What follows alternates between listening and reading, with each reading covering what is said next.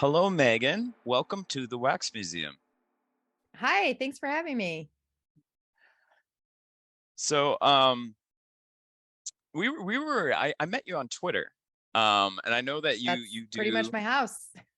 yeah, and I know you do the Thereafter podcast, and so I've listened to that. I didn't know you were a professor till I looked at your Twitter bio when I started writing. So, what do you teach? I used to be a teacher. That was my career for 15 Uh-huh. years. So now I'm in a Uh-huh. teacher education program. So I teach future Oh, teachers. teach the teachers. Yep. That's awesome. And so it's like just at like a university then? It's at a community college. So it's a new What a thing. community Like college. community colleges are starting to do 4-year programs Oh with yeah. bachelor degrees, which is amazing. So Yeah. I spent a year, I pretty much created the program and then now I teach in the program. So That's fantastic. I actually have an ed degree. I'm a major in math and a minor in the physical sciences.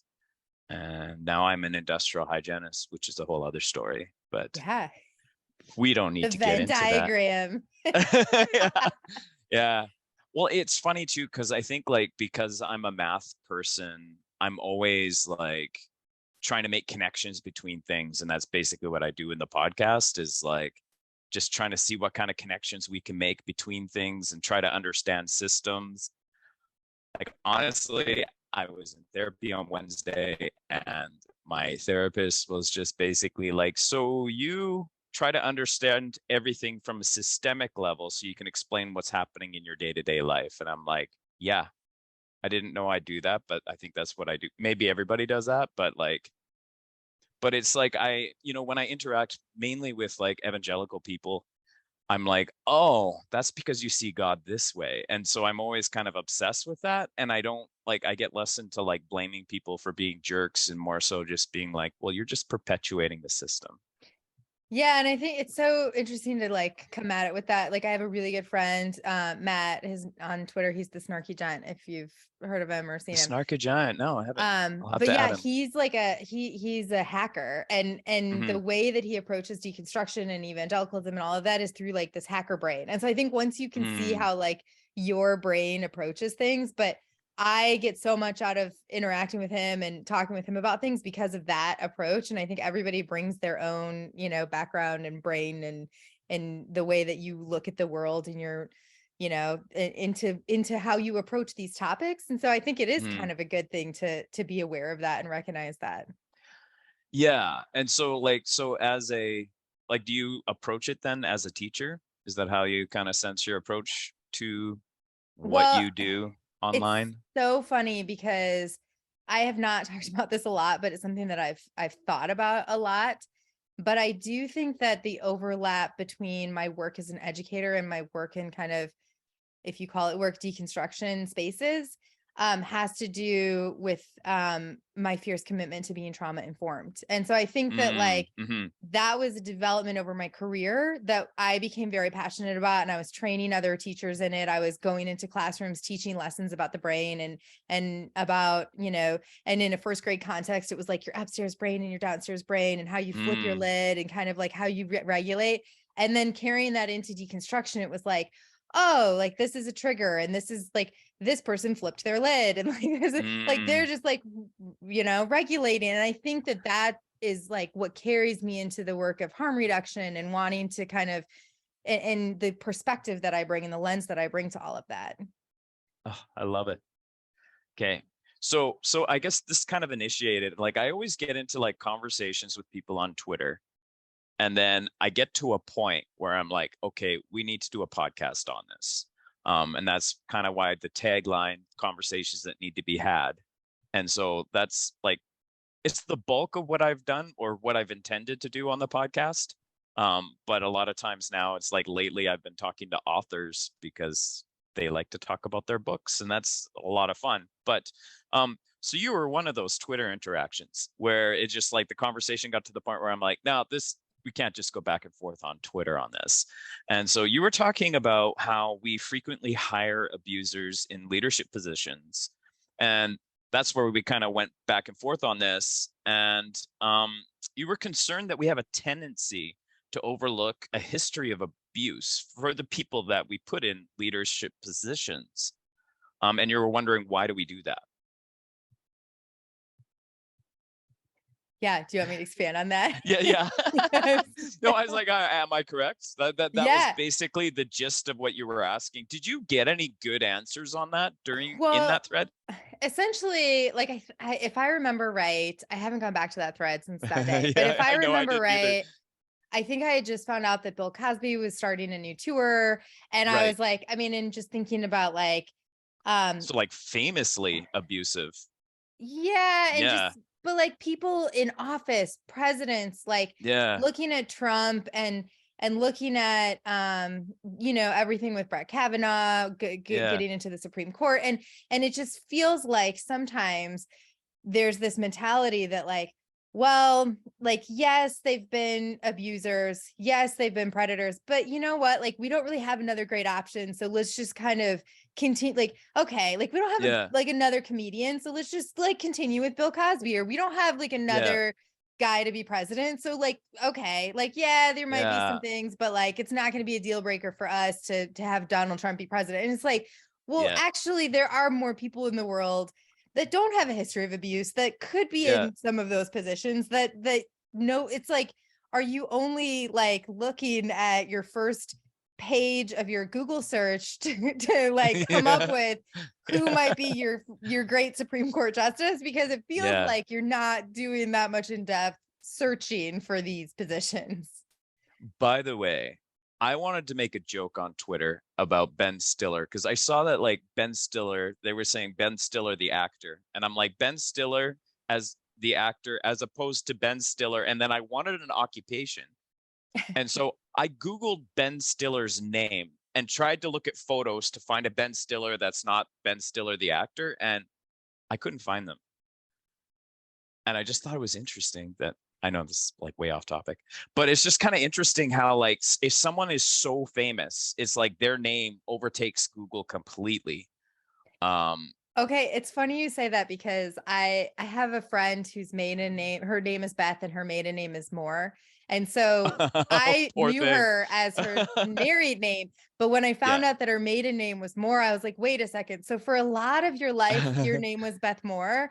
And she yeah, was like, she's not religious. She did not grow up evangelical. And she was like, yeah, like, are you familiar with the Beth Moore, the like religious person? And I was like, yeah, a little bit.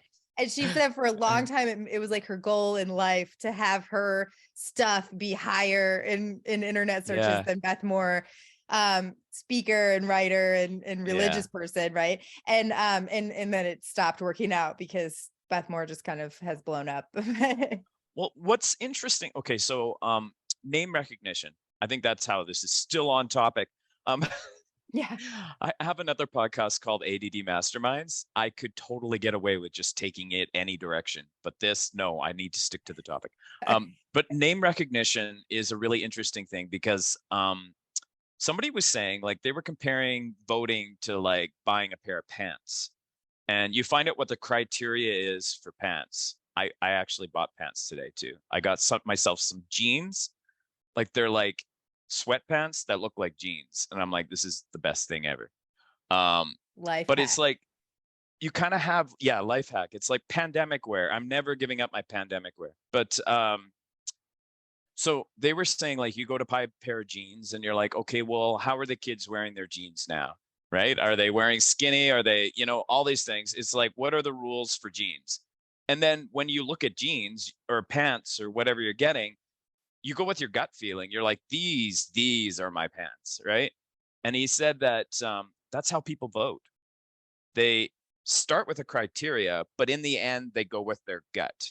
So my gut says that Biden is a good choice. He seems empathetic. Yes, I've heard all this stuff about how he had this kind of weird thing where he was like sniffing people or whatever, like, because there are some weird things about Biden too. Yes, There's weird there things are. about Justin Trudeau. Like, my gosh, he got like, it came out in the media that he like had gone blackface and brownface, and it was twice. And then they're like, well, how many times have you done this? And he's like, I don't know. I can't recall. So it's like, we don't know how many times he's done this. And then there was also like, it came out that Wait, he groped. groped a I need woman to in pause on 2001? that for a Yeah. second because not to derail, but like, I Yeah. think it speaks to kind of what this whole conversation is about because it's Mm, like, okay, so somebody has that in their history and we're yeah. like, we're gonna it like, okay, but it's not really a deal breaker, but yet Yeah. like there, I mean, I locally where I'm at in the Pacific Northwest, there was a professor from University of Oregon that had a party that Yeah. like a costume party where she showed up in blackface and immediately lost her job.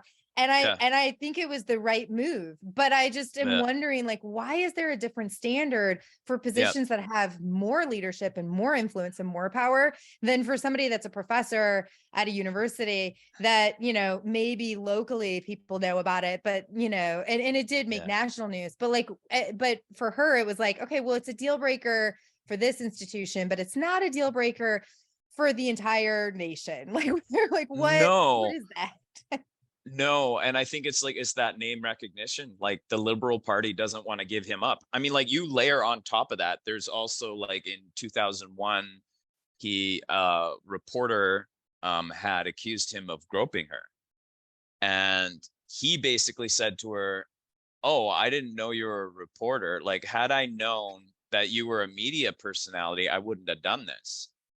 And then fast forward 2020 or something like that, when it came out, he's like, "Oh, she must have experienced it different than I did," was his excuse. And it's like, oh my gosh, like, dude, you call yourself a feminist. Like it is, but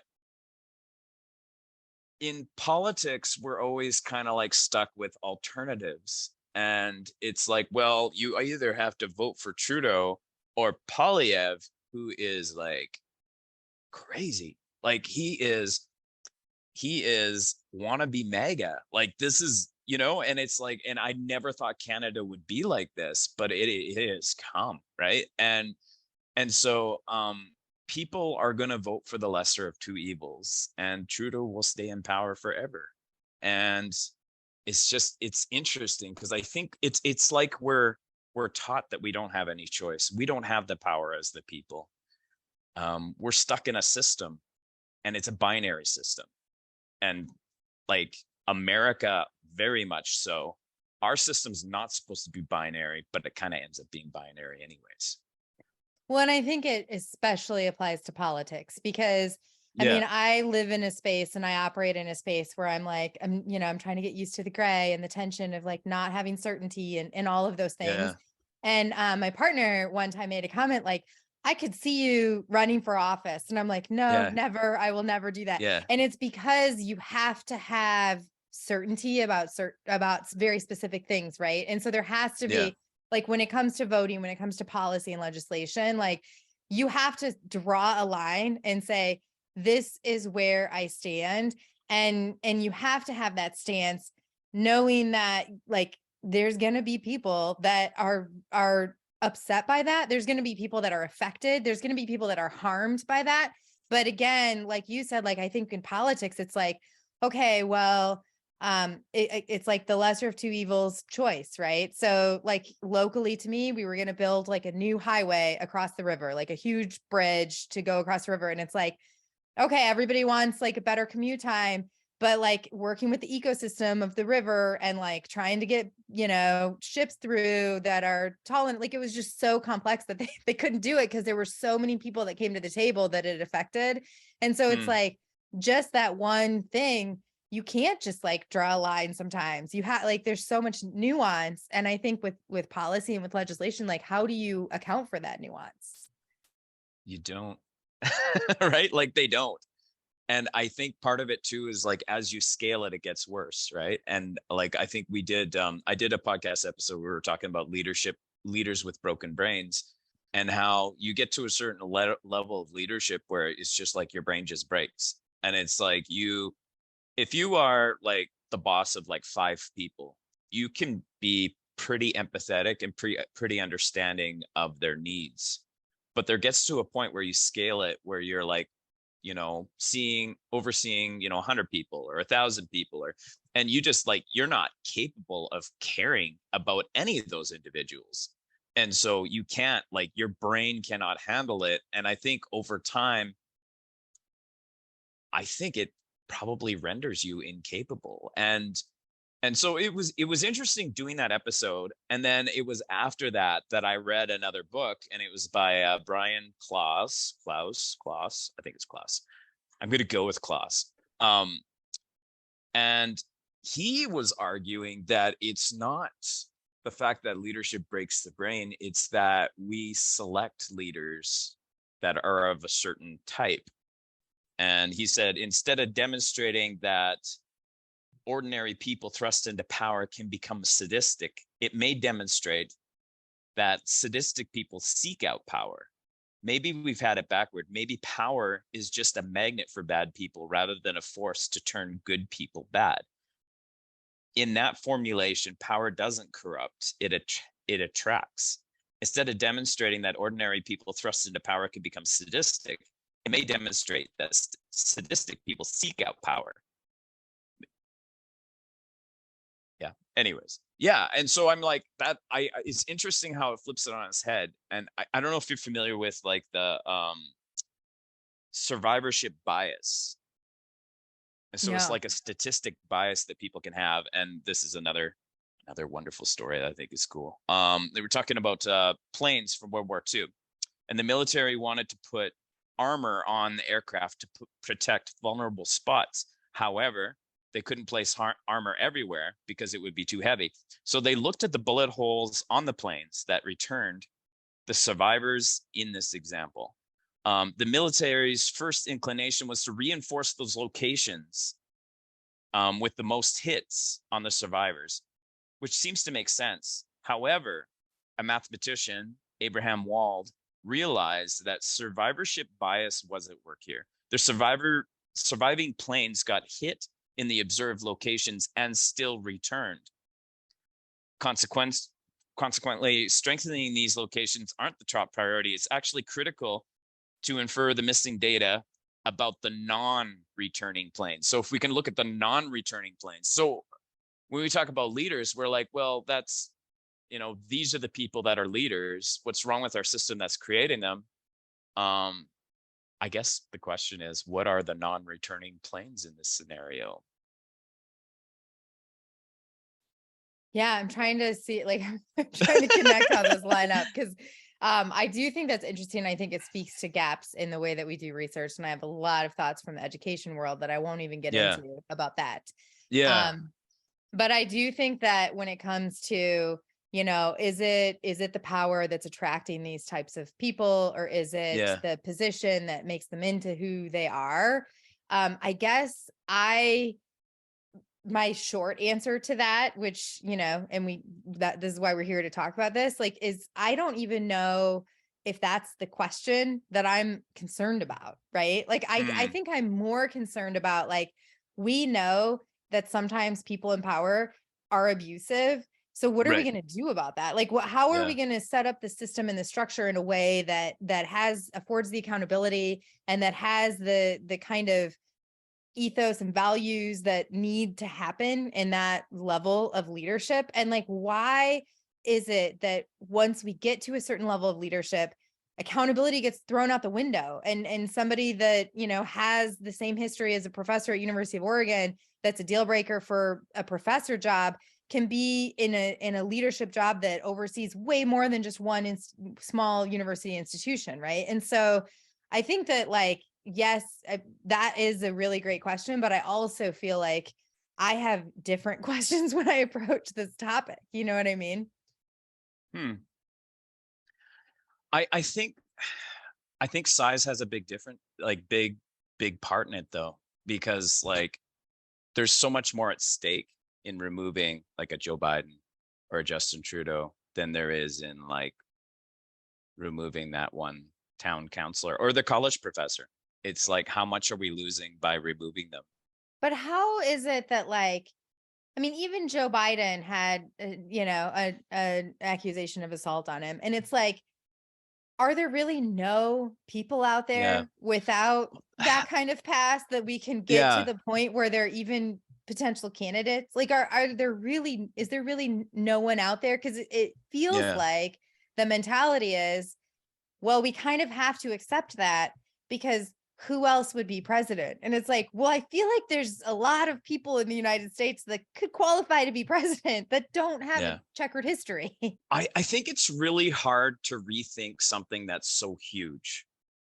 All these things are so huge. And I think that like there's a lot of money involved. Like capitalism really drives a lot of this too, right? There's too much money invested at this point. Like a Bill Cosby, it's like, I want to go back on tour. Why are they saying we'll support you? It's because there's money that can be made from it. And it's like, we're not, if he was, I don't know, a local artist and people are like, yeah, that guy's a creep. It's like, who would come out to the show? Like, Right. but it's really weird to me that he is touring. I can't believe that. Don't you think it speaks not just to money, but to the fact that there's not enough people in society that that's a deal breaker for? So it's Yeah. like, Yep. No, you're right. yeah, like he might be an abuser, but I think he's funny, so I'm going to go watch his show. Like that. No, Yeah. like he might be an abuser, or he is an abuser, full stop. Like he is an abuser. Let's not support the work that he does. And I've actually seen that in, Kevin Spacey is another person. I Yeah. saw, Yeah. I had like somebody that I knew on Facebook that was like, I still like Kevin Spacey. I'm still going to watch his movies and I'm still going to enjoy them. And it's like, let's unpack that. Let's unpack what it looks like to support people that have a history of abuse and predatory behavior, because that's what makes this system the way that it is. That's what puts people into positions of power, because there's not enough people that will say that that's a deal breaker for them. I think you've pegged it right there. There's not enough people that will say it's a deal breaker for them. Like if we, the people, actually were able to say this is a deal breaker, that would make a huge difference. And I mean, it's the same thing with pastors and like the Mark Driscolls. Like, how does Mark Driscoll have another church and he's still saying the same crap and doing the same crap? It's like, because it's not a deal breaker. And I think when it comes to the Mark Driscolls, I didn't mean to cut you off. Did you have something you wanted to add? Go ahead. And the Donald Trumps, they've figured it out, because it's not always for them that their behavior isn't a deal breaker. It's that they've figured out a way to position themselves and portray themselves as people that, regardless of this behavior, are doing the work of quote unquote the Lord, right? And so it's like, you've got people voting for them and platforming them, and they look over their stuff because they feel like there's this better cause and this better message that's getting out there. And so they're like, okay, well, maybe he's, this monster, but also like people are getting saved, so it's okay. Yeah. And I think that's that's what happens in the religious spaces. Well, enough good. You do enough good and people can overlook the bad. Right. Well, and you don't know how many people that I like when I critique evangelicalism and I'm like, hey, I will tell people like it's really hurtful that you are like participating in a church that doesn't allow women to preach, that doesn't allow queer people to flourish, and the response that I get is like, okay, well, maybe that harms some people, but think of all the good that they do there too, and it's like, well, and also what they're taught too is that queer people need to stop being queer. Women need to just be quiet and really not exist, right? Like, it's like those people should not exist. You care about these people, but it's a sin to care about these people because they shouldn't exist. I know it's funny to say women shouldn't exist, but that's kind of it. It's like, they're not allowed to speak up. They're not allowed to be themselves. It's more like you just support your husband and kind of disappear. Well, and it's like the people that are making these rules are making them like to keep themselves in positions of power and leadership. And I think, and that's why the church is so hesitant to contend with their history of colonization and slavery and racism, because it's like if they have to contend with that, I call it evangelical fragility, right? It's like if there's one little crack, they feel like everything's going to fall apart. If they contend with how historically, as an organization, as a religion, aspects of Christianity have been historically racist, and interpretations of the Bible they were supportive of enslaving people. Like if they have to contend with that, then they feel like the whole thing will crumble, and they can't, so they're unwilling to just even for a minute consider that they've been wrong about some things. Well, and I think that's where like a lot of this like backlash against cancel culture. There are people that will support Bill Cosby because they're against cancel culture. Like to prove a point that they're against cancel culture, they will support Bill Cosby. And they'll support anyone. They'll support all kinds of horrible people in the name of not being for cancel culture. And I mean, I get mob justice could be a bad idea if the people turn against you and they decide. I mean, lynch mobs are a bad idea. So there's a point where cancel culture could be bad, where we're just letting the people decide we don't like this person anymore. We're going to turn on them. Right. So I understand we can't just arbitrarily turn on people, but at the same time, the opposite of that, or to not be like that, you don't just decide now I'm going to support Kevin Spacey, Bill Cosby, Donald Trump, and all that. Like, it's like they're so worried about what they're against that they're not realizing what they're for. Yeah. And they're for some really bad stuff. Yeah. I will say, like, and I'll give a trigger warning for folks because I want to, like, for a minute mention racial violence, because when you say lynch mobs, my brain goes to, yeah, no, you're right.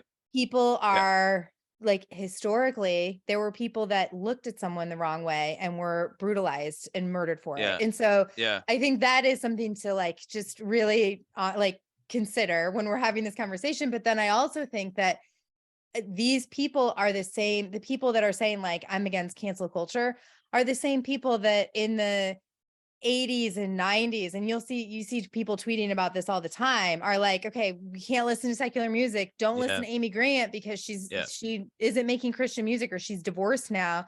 Don't, and they're kind of blanket statements about like, okay, like don't read this book or don't, and so it's like, it feels like the people that are crying the most about cancel culture pretty much started cancel culture. And go ahead.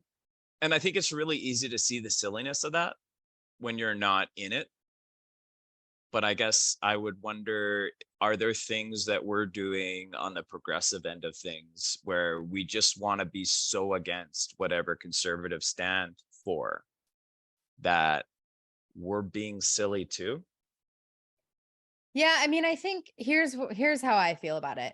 I would love to have a world where we can have open conversations and there's an ability to push back in a gentle way. And I'm going to say that, but also knowing that sometimes gentleness is not going to happen. And because people are angry and traumatized by the way they've been treated. And so I'm not going to tone police how people push back, but I will say this, like, I've had conversations, like when I'm in the circles that are like the people that I feel the most comfortable with, people might use problematic language that like this is an ableist term, or this is a term that's like, I use this example a lot, and I have, my friends that were part of this are fine with it. But like, I was in a conversation where somebody was like, hey, like, we just need to find our tribe. And somebody else was like, hey, I agree, but push back on that word. Like, let's find a different word. And they're like, yeah, we just need to find our community.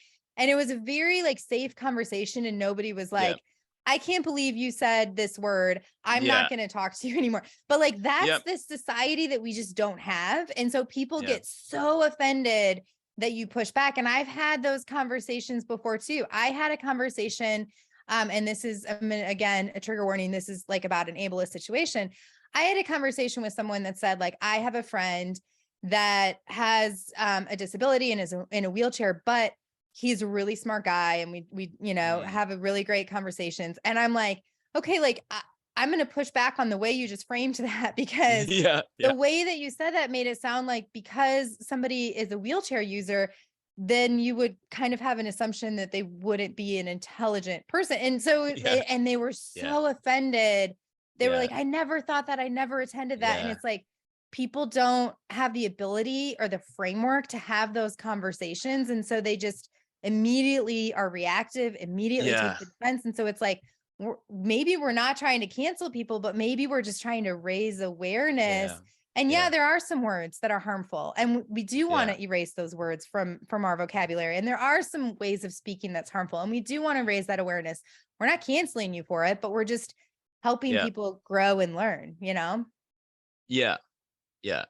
And I think like this whole like conversation back and forth with people we disagree with, like for me, it changed a lot over COVID.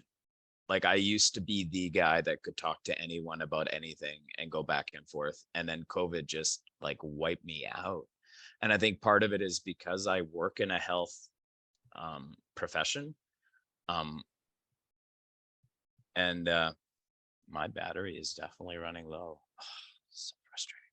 Um, and so like that presented some difficulties anyways, because it became very personal to me when people were talking about, not doing what public health was telling us to do. And so I then realized I just don't have the energy to like fight with people that don't want to hear what I have to say anyways. And that just kind of went through everything. I'm like kind of at a point where I'm like, well, I just want to stick to my community now. And I think I'm starting to engage again, kind of like, dipping my toes in a little bit, but Yeah, I hear that.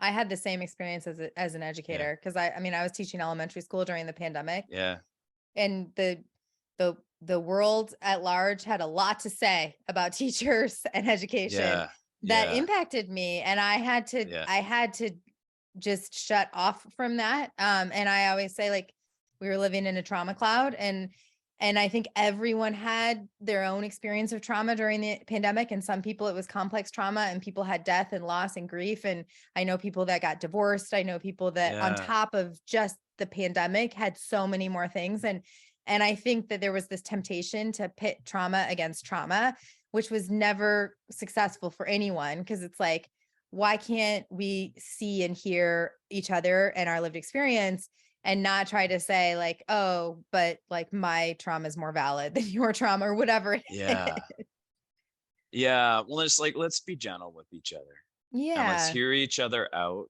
And like, hopefully we can stop putting bad leaders in positions that they shouldn't be in. And I think we should probably end this before my battery dies. I'm so Yeah. sorry. No, you're good. Yeah. I just will say, I guarantee those people who are crying about cancel culture are the same people that will say, I won't engage with you on Twitter because you have pronouns in your bio. So it's like, I think that's I so love that. interesting. It's like, Yeah. okay, then elect Donald Trump. Then there you Yeah. go, So that's my last bit about, like, let's have some different deal breakers besides pronouns, maybe. I don't know. I will put a link to your Twitter account, a link to your website, and a link to your podcast. Is there anything else I should add? No, I think that covers that. Thank you for having me. Yeah, thank you. This was fun. Air Smudge.